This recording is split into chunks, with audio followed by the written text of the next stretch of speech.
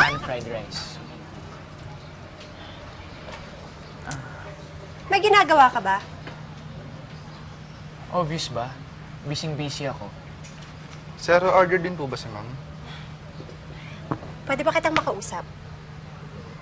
Kinakausap mo na ako, di ba? Bakit ka ba nagkakaganyan? Sir. Wala. Eh, nasa na ba yung Freddy mo? Bakit di mo siya kasama? Grabe naman. Nagsaselos ka ba? I'm so confused. Ako nagsiselos? Excuse me, hindi ah. So, nagsaselos ka nga? Ah, okay. So, bakit ka bitter, not better? I don't know. So, nagsaselos ka nga? Hindi ko alam. Siguro nga nagsiselos ako kasi hindi mo na ako pinapansin eh. Lagi nilang yung Freddy na yun.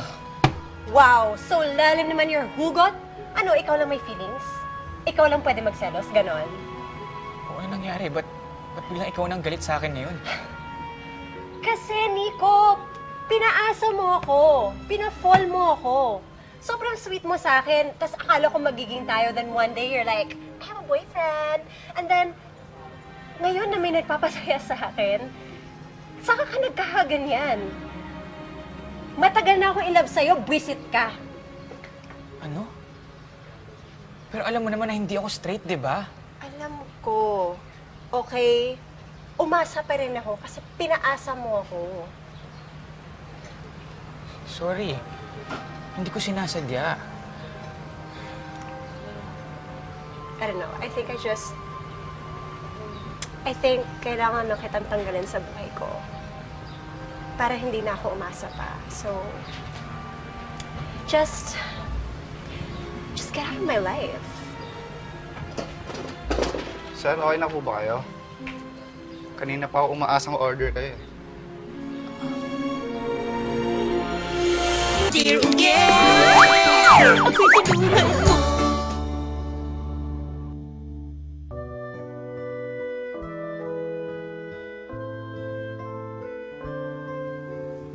O anak, okay ka lang ba? Wala ba kayong date ni Philip? Wala po. Eh bakit parang wala kang gana? Dahil ba yan sa away mo ni Pauline? Mami, paano niyo po nalaman? Eh siyempre ako ang mami mo din, kaya alam ko. Ang hirap po kasi. Hindi ko po kayang mawala si Pauline. Pero hindi ko naman kayang paasahin siya sa bagay na hindi ko kayang ibigay.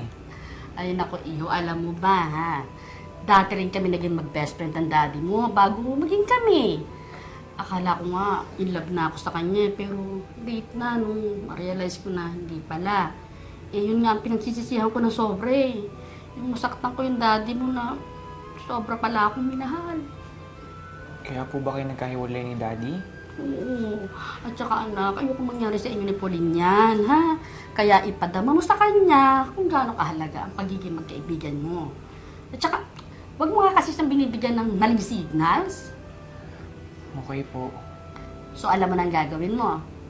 Alam ko na po, Mami. At saka naku, Tatapatin ko po siya at sasabihin ko na hanggang kaibigan lang kami. at saka teka muna, isa pa pala ha. Ipaalala mo sa kanya. Opo, alam ko po. Salamat po, Mami. Ipapaalala ko po sa kanya na mas mahalaga ang pagkakaibigan namin. Naku, hindi yun. Ipaalala mo sa kanya yung sing-sing na kinuha niya sa akin. Hindi pa yun pa yan. Oo nga pala, Mami.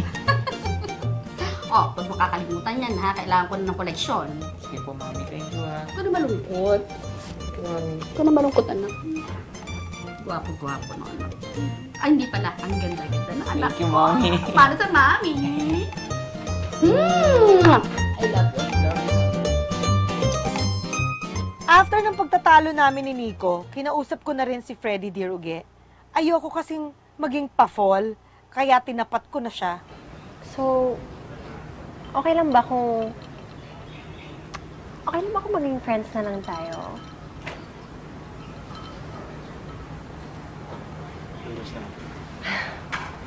Ako naman na sino talaga yung nasa puso mo.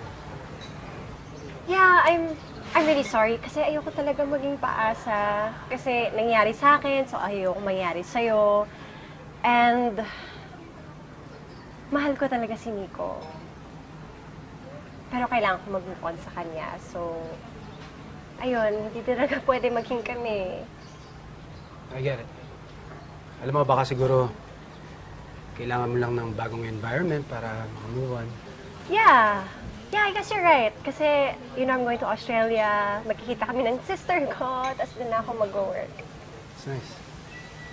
Anyways, we should call a waiter. Waiter! Bill, please! No. I got this. Are you sure? For the last time. Mag-order pa ako, ah. Go ahead. Enjoy. Thank you.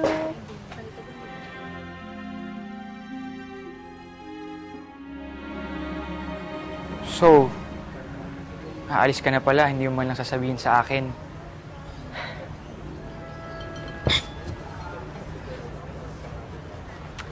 Alam mo naman, kailangan ko kasi mag-isip-isip muna. I'm sorry if it turned out this way. But, mamimiss kita. Mawawalan na ako ng mind. Ito naman. Makakahanap ka naman. Tinan mo, borta-borta mo ngayon. Oh well, sana nga. I hope you find happiness. Because you deserve it. Ikaw din. Hag nga tayo. Ano ba? Hag tayo.